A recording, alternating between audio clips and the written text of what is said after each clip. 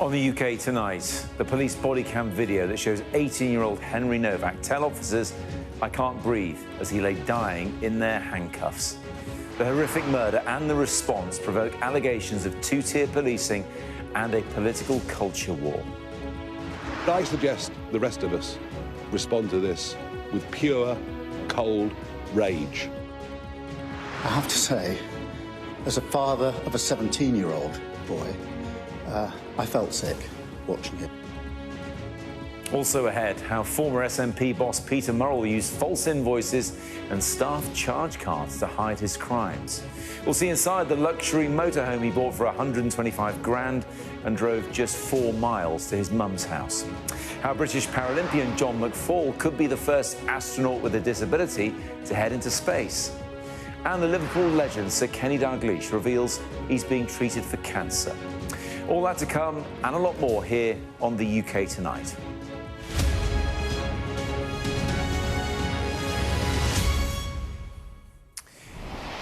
Good evening. I don't think you have, mate. 6 seemingly simple words said by a police officer to Henry Nowak as he lay bleeding on the ground, saying he'd been stabbed. They didn't believe him, but Henry was the victim and he died where he lay. The video we're about to show you is really distressing. The Prime Minister said today that he felt sick watching it, and one of the officers involved has already resigned. Molly Malone has the story. You've been stabbed? Whereabouts? I don't think you have, mate. Henry Nowak had been stabbed multiple times by a stranger. When the police came to the scene, they put him in handcuffs. Oh, I can't breathe. Put the hand in the cuff, mate. Yeah. This is like... He said that 9 times, but remained cuffed. Has anyone been hurt other than him? Yeah, me. He's grabbed my brother. He's took my turban off, started grabbing my head. Are you injured? Yeah, I've got swollen eye, little bruises. Right. It came after what the judge described as wicked lies from this man, Vikram Digwa. He'd attacked and murdered Henry, but instead he and his brother claimed it was Vikram that had been racially abused. It's light, it's clear, you can see that. We showed the footage to a former senior police officer. I cannot understand why you would handcuff somebody who's so vulnerable, who can't speak, who's clearly very, very seriously injured. Why you would handcuff them with their arms behind their back. What lessons do you think can be learned from what you can see? Well, I think the first thing is that for the police officers to understand the importance of investigating when they go along to the scene, not to take things at face value, not just because somebody says that this is a racist incident, assume that the person who makes the allegation is correct. You still have to investigate it. So essentially, in your view, these officers needed to approach that scene with an open mind and they needed to investigate? In a nutshell, that's it. It was the content of this nearly 12-minute 999 call that the police say they were acting upon. Police emergency. Yeah, we just been attacked by someone racially. He's pushed me back and my turban's come off. He started then grabbing my head, so I then grabbed him and then he started pushing me, attacking me even further and everything like that. It will now be for the police watchdog to examine the actions of the officers involved. They've also said they'll meet Henry's family and update them on their investigation. I have seen the body cam footage. It's harrowing. And I have to say, as a father of a 17-year-old boy, I felt sick watching it. It is absolutely right that the IOPC are looking at this. There are clearly serious questions that need to be addressed, not least how accusations of racism inform the decision-making in this case. Outside court yesterday, Henry's father asked that his son's death should not be used to create division or hatred. But already, a misidentified police officer has received death threats amid warnings about misinformation and allegations of two-tier policing. Enough of anti-white prejudice. A promotion of the idea that white lives matter just as much as black lives. Henry's family have responded to this in just the most extraordinarily dignified way. But I suggest the rest of us respond to this with pure, cold rage. But the Home Secretary pushed back, warning about a dangerous undercurrent emerging. The police in this country have a sacred duty to police without fear or favour. Everyone in this country is equal before the law. We must condemn those who seek personal political profit from tragedy. And in Southampton tonight, outside the police station, a large crowd, organised by right-wing activist Tommy Robinson, gathered in protest. Henry's dad has said his son died without dignity, while he himself has been praised for the dignity shown in his fight for justice. The Attorney General will review whether Vikram Digwar's at least 21 years in prison is long enough for his crime. Molly Malone, Sky News. Our crime commentator, Martin Brunt, joins me now in the studio. It's important, isn't it, Martin, to stress that the judge and Henry Nowak's family via his dad didn't point the finger of blame at the police necessarily. They talked about Vikram Digwar, but everybody else is now looking at how the police behaved. Yes, I mean, almost everybody else has piled in on the officers. They are damned by the video on the face of it, certainly, and condemned by many, many other people. But one almost supportive voice in all of this is the judge, who, in his judgment yesterday, said that the officers on the scene had to make, what did he say, had to make quick decisions in pressurised circumstances. And he said that they honestly believe that there were reasonable grounds for suspecting Henry Nowak. Now, that's just the judge's opinion, and I suppose where the officers might be encouraged by the words of the judge, but I don't believe that anything the judge has said in support of them will play any part in the IOPC watchdog investigation. Yes. In the meantime, one of the officers, we don't know who, have resigned. Yes. According to Hampshire Police statement in the last couple of hours, there were 4 officers on the case, as they said. So I think the assumption is that there were 4 officers on the scene. If you watch the video, maybe you're aware of 2 of them, and 1 officer in particular. So we don't know who's resigned. One of them has. We don't know if it's a man or a woman. The other 3 are still working, still, we assume, on frontline duties and responding almost as first responders to incidents like the stabbing of Henry Nowak. They are, according to the IOPC, still being treated as witnesses. That might change, of course, as the investigation progresses. That status could change. They could be deemed to be under criminal investigation, or they could be put under some kind of disciplinary investigation, or, of course, they could be completely exonerated. Yes. A lot of people are wondering why they haven't been suspended. Suspension will not be, even if they are put under a formal investigation, the question of suspension will be for the Hampshire Force, not the IOPC. And you wonder if they're going to look at the systems in place, whether they were followed or not, because the key allegation here, Martin, is that perhaps the anti-racism training took them in the wrong direction here. Yes, I mean, critics will argue that police officers have been bombarded over the last few years with anti-racism training. And, there was the police anti-racist plan introduced in 2022 in the wake of the Black Lives Matters global protests. And the suspicion, the accusation is that those officers, because of this training, when they turned up, having been told what they were told, were so concerned about the possibility of being accused of racism that they were prepared to take the word of the black man over the word of the white man. Martin, thank you very much indeed. Let's bring in our chief political correspondent, John Craig, who joins me now from Westminster. John, there is an irony here that it was these officers seemingly jumping to conclusions that has now led plenty in the political sphere to jump to conclusions.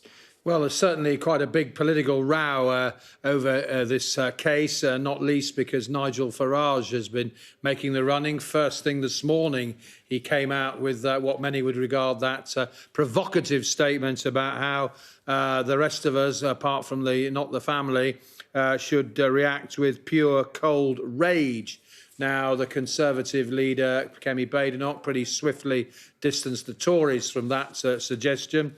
However, in the House of Commons, there was a statement from the Home Secretary, Shabana Mahmood. She was very measured in her tone and nothing inflammatory from her, obviously. But Chris Philp, the Shadow Home Secretary, said, picking up on that point that Martin was making about police and fears of allegations of racism, he said he claimed the police are more concerned with accusations of racism than on assaults and attacks. The Prime Minister did, in his interview this evening, say this was one of the things that the inquiry would have to look at. He said, I do think there have to be questions how allegations of racism have informed or fed into the decision-making in that case.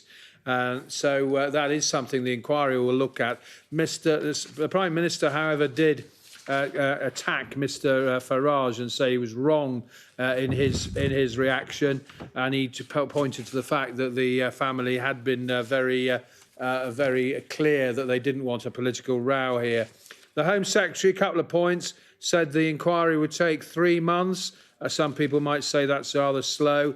She also suggested there were questions about the exemption for knives of a religious significance, like the ones that Sikhs carry. She said it's one thing. She said that carrying a knife for religious observance is one thing, but using it as a weapon is another thing. But she didn't rule out, perhaps, looking at the laws on those exemptions.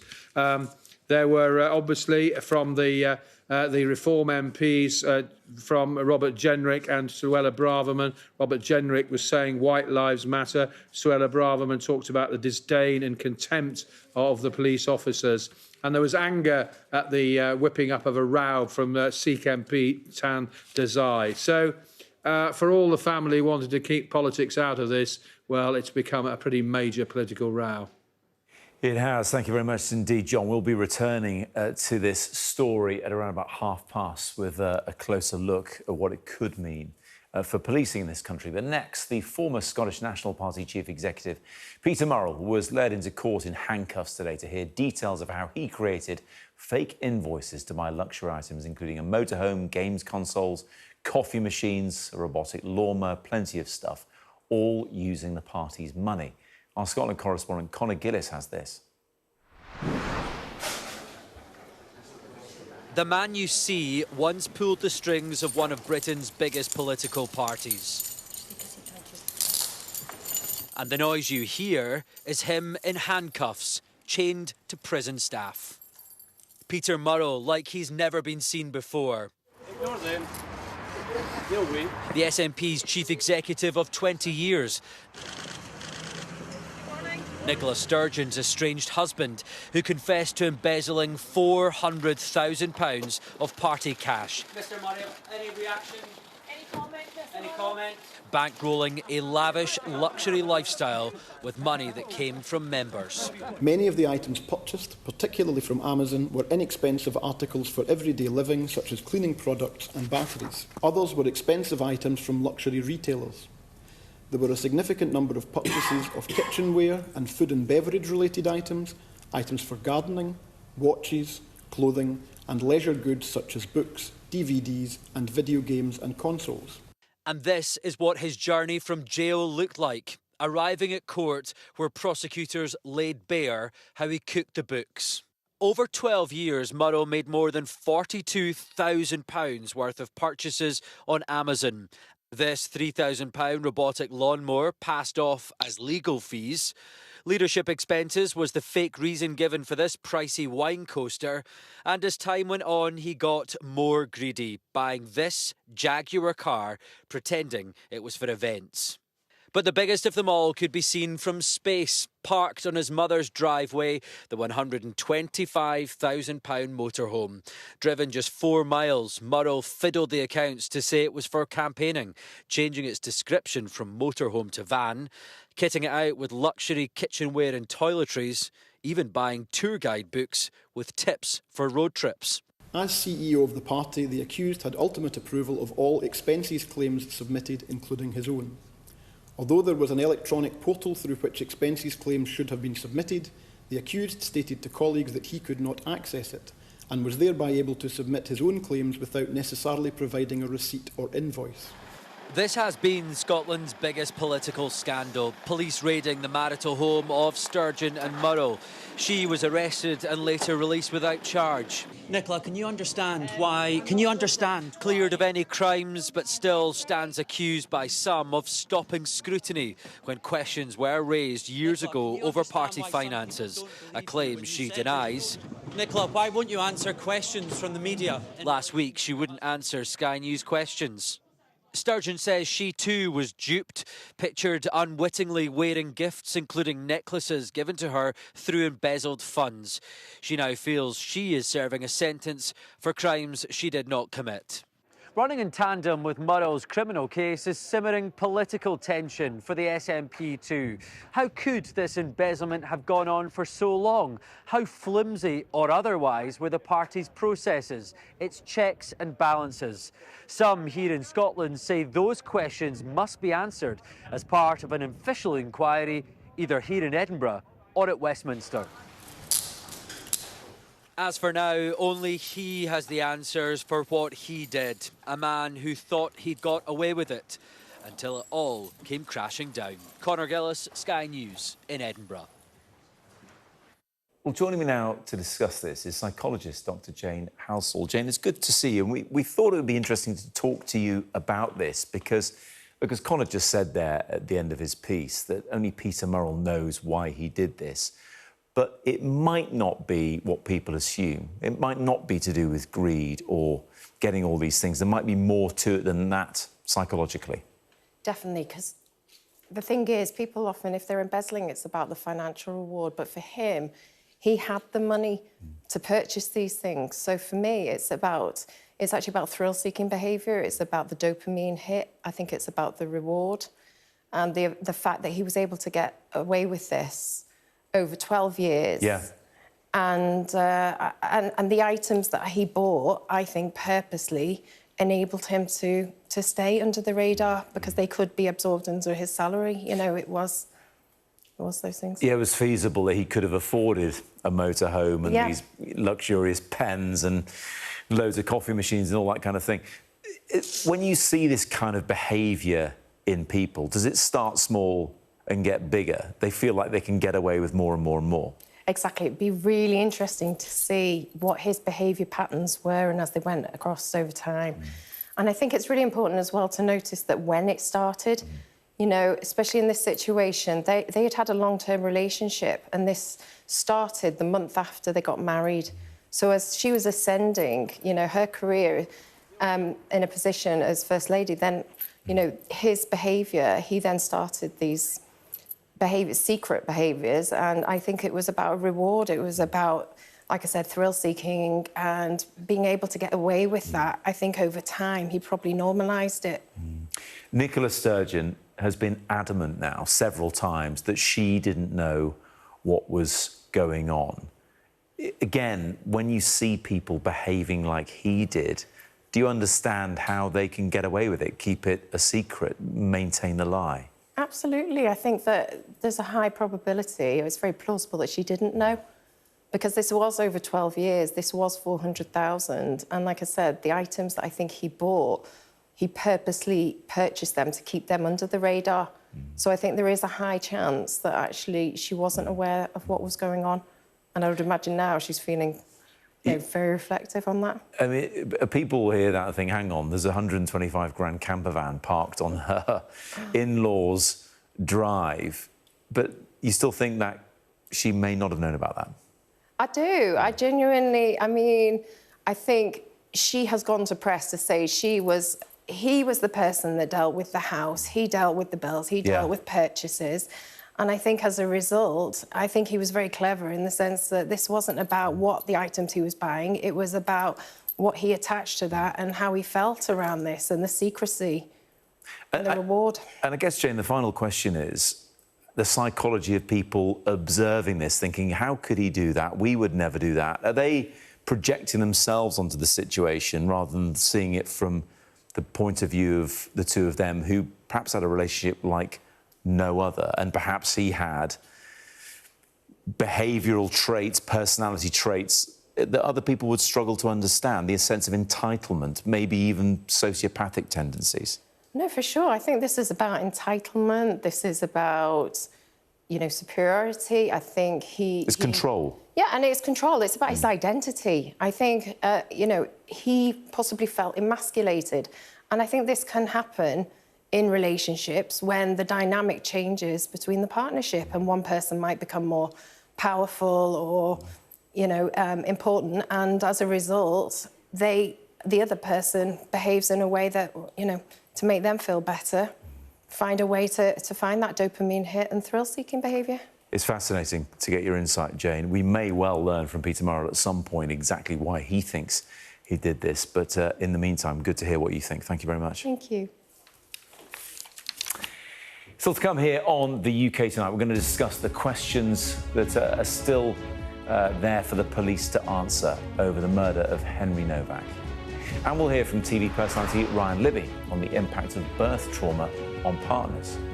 Also, coming up next, how British Paralympian John McFall could be the first astronaut with a disability, a physical one, in space.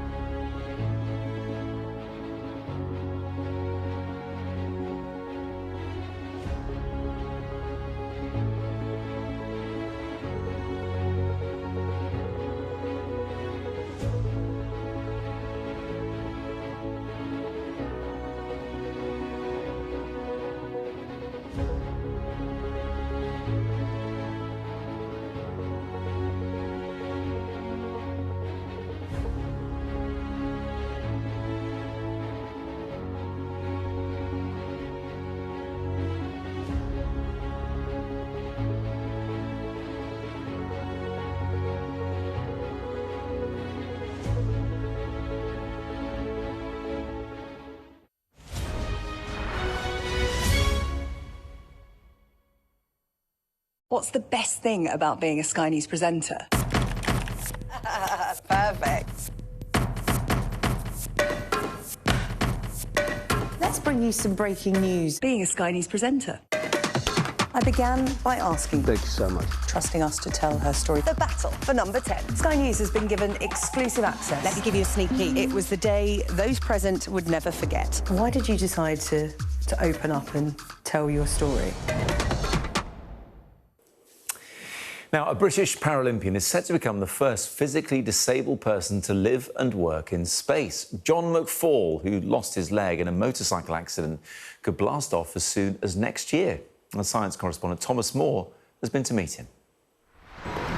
Blade Runner proved himself in astronaut training Now, John McFall could become the first person with a physical disability to blast into orbit as soon as next year. It'd be quite exciting to think that this could be you in the not too distant future. Absolutely, absolutely. Yeah, kind of makes the hairs on the back of your neck stand up a little bit. The plan is for him to spend 2 weeks on the first commercial space station, carrying out research on human physiology and his own disability. Until you do it, until you live in microgravity for a prolonged period of time, we're just not going to know. I don't know whether it will be useful to wear my prosthesis the whole time or whether it'll actually be a hindrance. And so all these are very, very useful learning opportunities to look at exploration in the future, opening the opportunities to be an astronaut to a wider pool of individuals. John McFall lost much of his right leg in a motorbike accident aged 19, but he went on to win a sprint bronze at the Paralympics, train as an orthopaedic surgeon, and now push back frontiers in space. If you imagine you've got a spacesuit on, you've got a big backpack behind you with your life support system. Scientists at Northumbria University study the impact of microgravity on human health and hope to collaborate on John's mission. John has to come back to Earth, and that's really where the challenge is. We know, for example, that if his spacecraft lands in the wrong place, he's going to have to be able to get out of the spacecraft by himself, climbing up and down ladders. If he accidentally lands in the ocean, he's going to have to be able to get into a life raft by himself. So really, it's not about will he be okay in space, it's will he be safe and well when he lands back on Earth again. But John's mission to Haven 1, the orbiting laboratory due to be launched by US company Vast early next year, will cost tens of millions of pounds. The UK Space Agency is looking for sponsorship, perhaps from iconic British brands who want their name in the stars. Thomas Moore, Sky News at the Science Museum in London. Good luck to John with that one. Still to come here on the UK Sound. We're going to discuss the police response to the murder of Henry Nowak.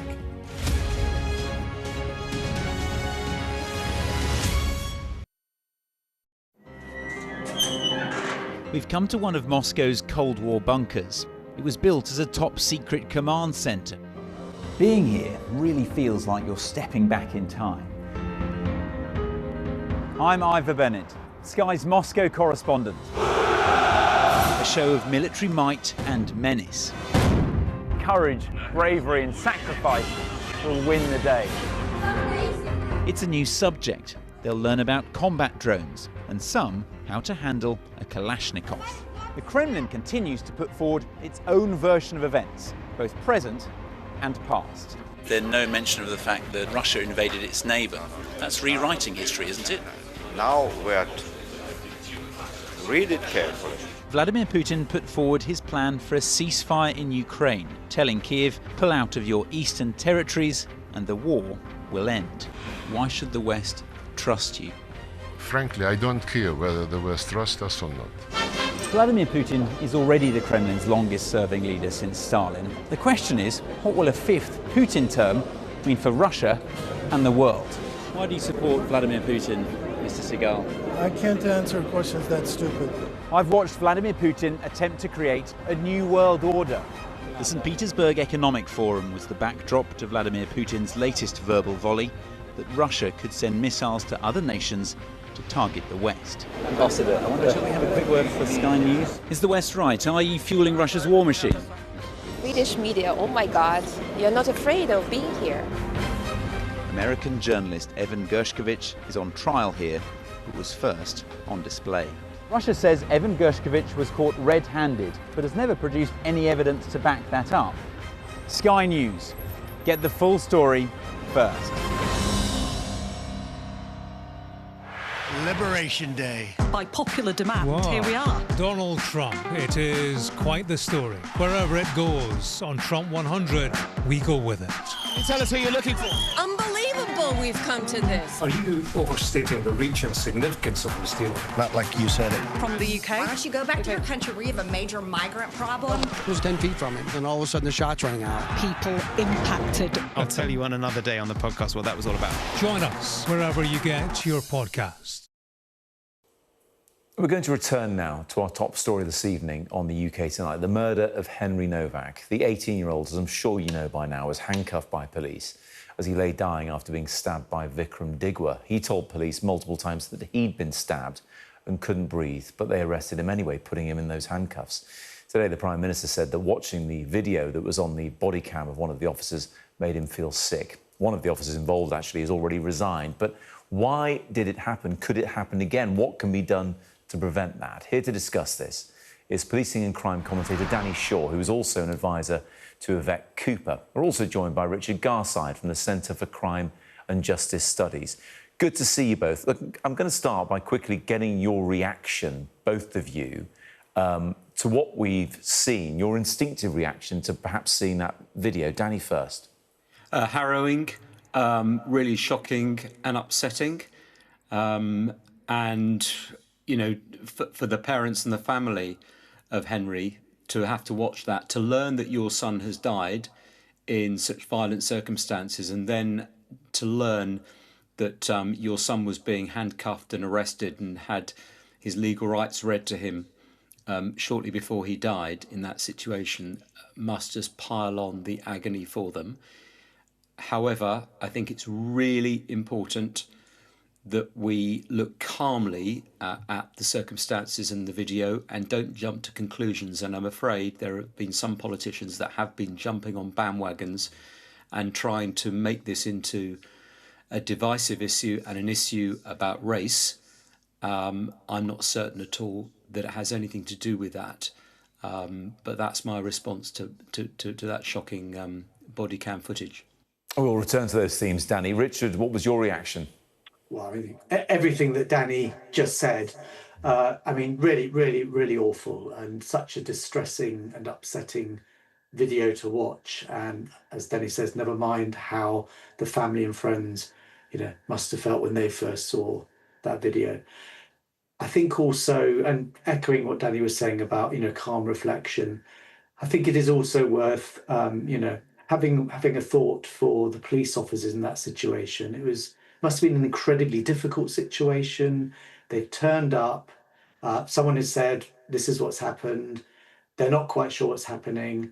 Yeah, there's a whole argument about whether they should have cuffed him and arrested him. Absolutely. And I'm sure that when the review of the whole incident is concluded, that will certainly be something that they want to look at.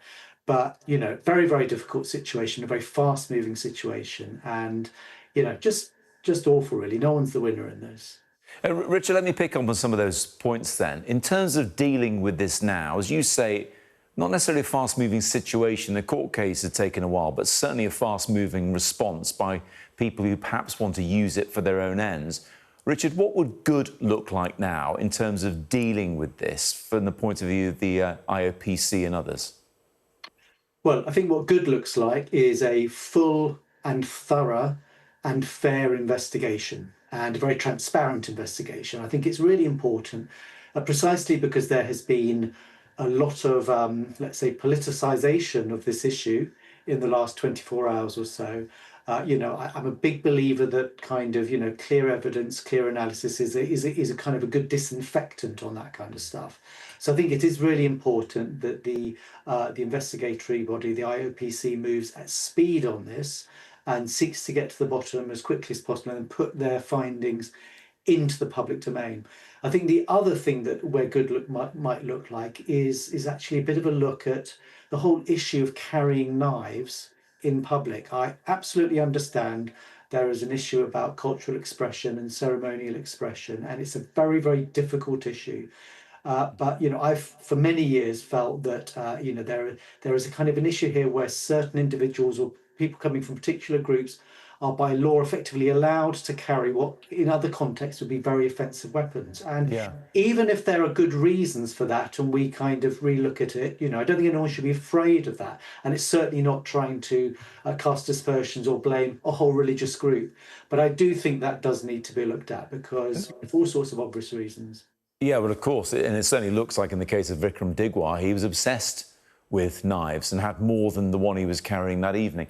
Danny, I noticed you were nodding with Richard, but what I do want to ask you is, if things aren't dealt with properly, if good doesn't happen, how bad could this be for, let's be honest, the already embattled police of this country. Yeah, I mean, this is what's really disturbing about this, is that I'm concerned that we're not going to get the calm reflection. You know, we've got up to 3 months to wait before the Independent Office for Police Conduct produces its report. I think the Inspectorate of Constabulary has also been asked to look at Hampshire Police's actions in terms of the control room and training, first aid for officers and so on, and that's all well and good. But we are reaching a situation where every terrible crime or every sentence that isn't as tough as some people would like is met with this outrage and huge criticism either of the police or of an individual judge or the Crown Prosecution Service if they haven't done something that people don't approve of. And we're getting to a situation where we just don't trust anyone anymore. There's a complete lack of trust in institutions, which is getting worse. And the country is also sort of being divided, particularly around this issue, with some people seeking to divide the country around the issue of two-tier policing, which... Well, Danny, let me come back to that, because whether some people think it or not, but, you know, plenty involved in the case have said they don't think race was an element here. But others will say, well, if it was a white person phoning up saying I've been attacked, the police might have come at it in a slightly more dispassionate way and objectively weighed up the situation rather than taking the word of someone they perceived at the time to have been the victim of a racial assault.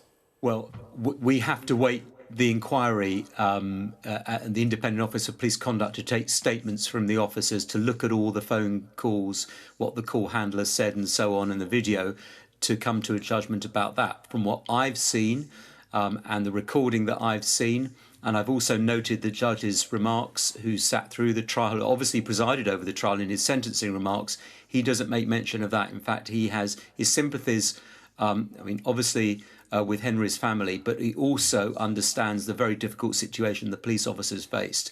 I actually believe that if a black man had been lying on the ground, and if a white man had been standing over him and had made that call, I honestly think the officers would have done exactly the same thing. I just don't think that race played a part. They came into it with a preconceived idea of what the situation was.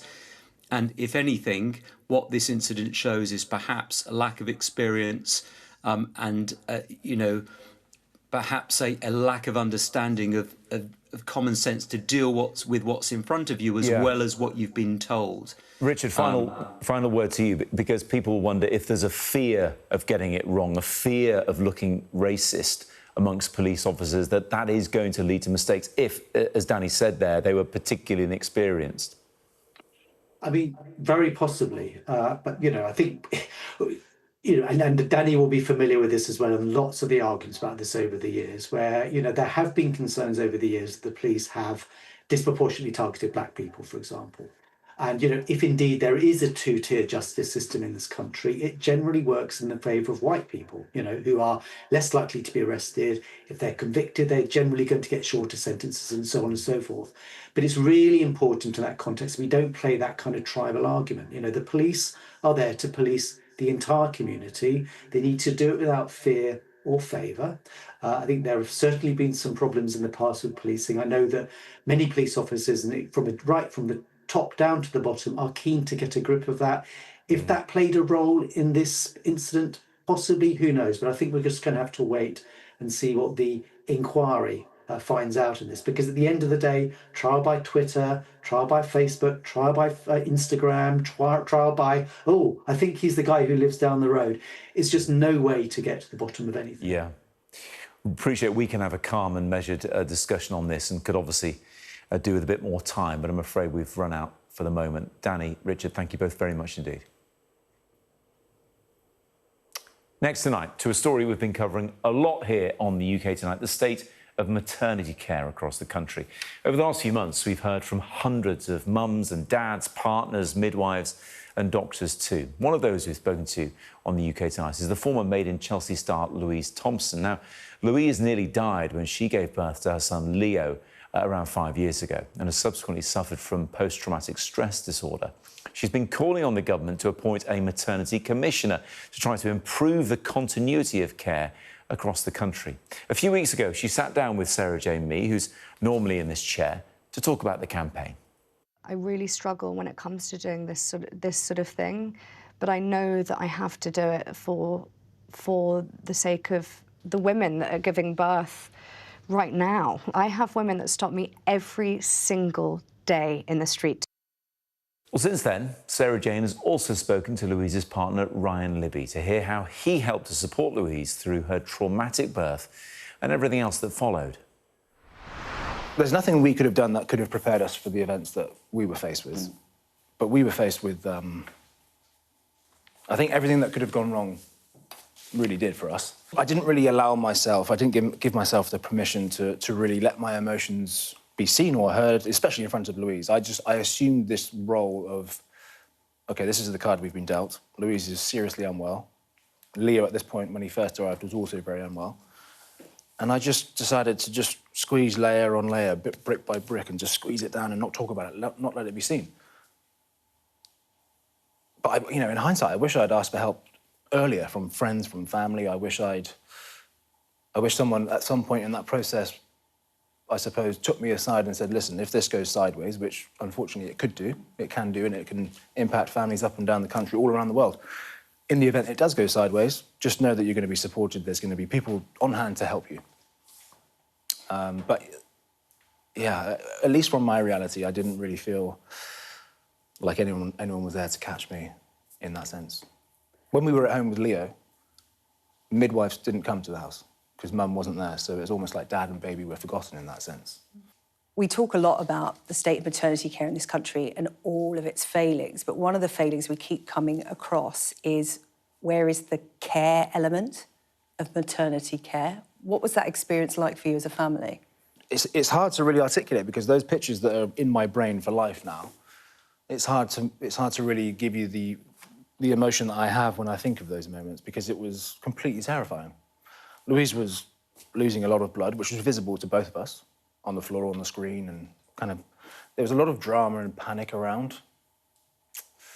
The room kind of filled up with what felt like 20+ people. So I'm sure from their perspective it was managed and it was controlled, but from my perspective I'm seeing Louise look more and more vacant and terrified and whiter, blood. And then when Leo arrives, I'm sort of, Louise is here and the baby's here. And I'm sort of torn between where am I supposed to be looking? Where do I offer my energy and support and where do I angle myself? They give me the opportunity to snip the umbilical cord. I do that and he's then rushed off to NICU. So I'm in this terrible position of thinking, was I supposed to go with the baby or am I here with Louise? Leo spent 2 days, or just less than 2 days, I think, in NICU. So the first time that we kind of met our baby, really, was there. I went to see him first, and then I wheeled Louise into that room shortly after. But it was, and this is again back to the layers of frustration and the overall feeling that I'm left with. The aftercare for Louise in particular was, dare I say it, pretty bad. There was a lot of assumptions that she was fit enough to breastfeed, and she was giving, real visible signs of excruciating pain. We later found out that breastfeeding actually contributes to some contractions in this kind of womb area, which obviously she'd had terrible problems with just hours earlier. So actually it was the worst possible thing she could be encouraged to do. But again, it's another example of how we weren't heard, and you have to fit into this plan. Me looking at myself now, analysing that, I was shrinking because I was like, how am I supposed to get how do I protect my partner in this? How do I know better than the medical professionals? But it kind of sits so heavy on me now because I wish I had more awareness of it. Does it make you angry? Because I know from talking to Louise, it's almost like you feel that what could have been a positive birth experience was taken away from you because you weren't listened to from the start. Yeah. Louise wanted an elected C-section because she's a very petite woman. Yeah. And she was going to give birth to a full-term baby and she didn't feel confident, but again, wasn't listened to. So I wonder how you both sit now and look back at the start of that journey when your elective C-section was dismissed out of hand because she's healthy, she could even have birth at home. Like, how do you feel looking back on that? Very upset, a little bit robbed somehow. I remember in the first few months, I think Leo quite literally spent the first 10 months in the chest harness on me, and we would, you know, take walks and we'd try to get some air and come back to Louise and offer some new stories and stimulus and that sort of stuff. But I can remember seeing new babies and new families in the parks, and you know, visually I was sort of doing the maths and I was like, well, that baby looks kind of around about the same age as Leo, and yet there's mum and dad. Everyone's mobile and happy and healthy, and I can remember feeling really robbed of something special. So yeah, the way it's played out for us is not just a sort of a single episode in our lives. This is a long-lasting narrative now that we have to adapt and adjust to, which is really difficult. And I think that's probably why we're still rebuilding as a team, because we're both aware of the magnitude and the emotions, and they don't always match up and align. Do you think that to make the change that is needed in maternity care in this country, we need dads, partners, men to get as invested in this conversation and this push for change as mums? Yes, I do. Louise is doing some really instrumental, powerful work in this space to appoint a maternity commissioner to improve the continuity of care and to remove this postcode lottery. It's a complete win or lose situation for families. If men were given the opportunity to support that, which I think they are, I think there is a change of guard somehow. There's more space in the conversation. There's more permission for us to get involved. Absolutely, that's going to move the dial tremendously. You're getting double the amount of input and energy and passion and numbers. So definitely. Tomorrow, we'll have a special edition of the UK Tonight on the state of maternity care. Sarah Jane's been in University Hospital Coventry this week and will present the show live from there tomorrow. Sarah Jane's been speaking to families, expectant mums, midwives and plenty of other NHS staff. Here's what you can expect. Maternity care in Britain is in crisis. It's more dangerous to give birth now than it was 40 years ago. And the number of mums suffering severe injuries is on the rise. 2 landmark reports are due out this month, and they will reveal the full extent of this problem.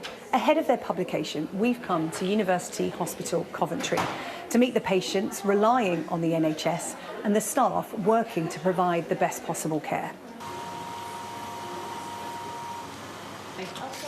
Special delivery on the way. Oh, congratulations. Wow. Is that too high for you? Towels on you, okay, just to keep you both nice and warm. Sorry? Let's have a look at baby, shall we? Yes, please. Okay. Hello. Hi, baby. Oh, that foot kicking away. Doing our acrobatics. Did you want to know the gender of the baby? Yes. Yeah. This program is delivered by DHL, the official logistics partner of VSL.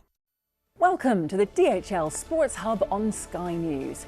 Coming up, boxer Anthony Joshua gives an insight into his mindset as he prepares to return to the ring after the car crash which killed 2 of his coaching team. And following their penalties heartbreak in the Champions League final against Paris Saint-Germain, what's next for the Premier League winners Arsenal? We hear from their manager, Mikel Arteta. But we start with Formula One and an insistence from the 4-time world champion Max Verstappen that the sport must reach a 60-40 split in favour of internal combustion over electrical power for him to remain on the grid next year. Verstappen has consistently criticised this year's regulations, where the split is almost even and puts emphasis on harvesting energy, something that's drawn concerns from several drivers over how safe it is at high speeds. Tweaks were introduced in Miami last month, month, and there's an agreement in principle over a longer-term adjustment for the next campaign. Verstappen believes that must happen to allow for more flat-out driving. The thing is, of course, I know how pure other motorsports can feel like, you know, so then when you come back to this, it's just, yeah, not very nice. I don't want to be too negative now after a race like this, but I know what it feels like to drive pure racing cars and pure overtakes, pure racing and just natural driving. This is all a bit like, especially qualifying, like very anti-driving, anti-racing. Yeah. And that's not what Formula 1 should be about. So I really hope that next year we can get that 60-40, because that will naturally help everything a bit. There are a few drivers in this pit lane who have enormous stand-in and a voice in this sport, and Max Verstappen is one of those people. He uses that voice within Red Bull to get to do things like race the Nordschleife. He's using that voice to bring the direction of the future of the sport in a direction that he thinks is positive for him and the sport, positive for his enjoyment and the sport as a whole. So he's been pretty strong on it. I think his only slight weakness was a few days ago when he said he was going to stay because he committed to it, but he's been pretty strong on it, and fair play to him for making that point on something that he feels really, really strongly about. Well, Verstappen is at least adapting to the new setup, with his first podium of the season coming in Canada last time out, as he finished third behind Kimi Antonelli and Lewis Hamilton. Antonelli's now 43 points clear of George Russell after his fourth main race win in a row. Antonelli also came out on top once again in the DHL Fastest Lap Award. The Mercedes driver went quickest on the last of the 68 rotations at the circuit Gilles Villeneuve. It's his third success on that front this campaign. Racing Bulls took a second consecutive DHL Fastest Pit Stop Award, with Liam Lawson's lap 30 stop of 2.2 seconds, the fastest of the race. And Driver of the Day, presented by Salesforce, went to Hamilton after his best Grand Prix result since joining Ferrari. He claimed over 27% of the public vote for his second place finish. Someone else with something to smile about in Montreal was Alpine's Franco Colapinto after a career best 7th place at round 4 in Miami. The Argentinian driver went one better in Canada as he came 6th. He admits to mixed feelings though, with the result only coming after Lando Norris and George Russell failed to finish, having each led the race. P6 is very good, but it's not where we are at. At the end of the day, both McLarens are behind, and also George. So we should have been behind today, but we need to bring much more performance and much more upgrade somehow, and we need to understand what we need to improve in the car. But of course, we take the P6 with both hands. It is my best ever result in F1, and I'm very happy for it. But it's not the same feeling that when you do it all on merit, you know. Colapinto's recent results reflect improved fortunes at Alpine, and they've already outscored their 2025 points total in just 5 rounds this year. Changes are coming off the track too, with Gucci becoming their new title sponsor from the start of 2027. Despite obvious signs of progress, Pierre Gasly thinks their car has dipped and wants better performance. There's a lot of work in front of us in the coming weeks before Monaco, but yeah, I'm definitely taking these 4 points. Do you understand what needs to change for you? Do you understand what the struggles are essentially that can be resolved? Yeah, it's very clear what's happening. We just got to understand where it comes from and kind of the causes from it. So yeah, I think it's been very clear all weekend with the team, and we're quite we just know we got to dig, work, and just get the car back in a similar place as it was a couple of weeks ago. On to football, and Mikel Arteta believes he can take Arsenal to the next level after seeing them lose their Champions League final with Paris Saint-Germain on penalties. Gabriel's missed kick ultimately proved decisive after the side shared a 1-1 draw in Budapest. It means Arsenal are still waiting to become European champions for the first time after they lost in their other final appearance against Barcelona 20 years ago. Arteta thinks it is possible though, and has urged the club's hierarchy to get behind his efforts to make it happen. First of all, I would take a few days with my family, and then we'll start the process to review what we've done. To start to make some very important decisions if we want to reach another level. And we're going to have to show that ambition, because we are more than capable of doing it, but it's going to demand to be very, very ambitious, very fast, and very smart. We're proud of how far we've come to get the Premier League over the line was a dream come true, and to do this tonight would have been extra special. It wasn't meant to be, that's football. We're gutted, but look, we move on. There's been so many top players who've taken so many years to win their first Champions League, and this is the way it is, you know. Tonight we've lost. We're going to take that moving forward and try and use these emotions and feelings to go on to try and win this competition in the future, because that's the feeling that we felt on the pitch, you know, seeing that trophy, seeing them lift it. We want that success, so we'll be back for sure. Boxer Anthony Joshua says he's mentally stronger than he ever thought he was as he prepares for his first fight since being involved in a car crash last December that killed 2 of his support team. The former heavyweight world champion's taking on Christian Prenga next month ahead of an all-British bout with Tyson Fury later this year. You know, this is where I want to be. I'm very, very grateful for this opportunity. You know, it's nice to be doing what I love to do. It's, as you said, it's, you know, life throws many obstacles at us. I stand here in front of you now as a boxer, but I've got life things happening. But I think that this is the right place for me to be, and I'm building myself up to be stronger than I ever have been, because I know I am. Not only physically, that's just natural, but mentally, I've realised I'm a lot stronger than I ever thought I was. I've got about 8 weeks now until I fight Prenga.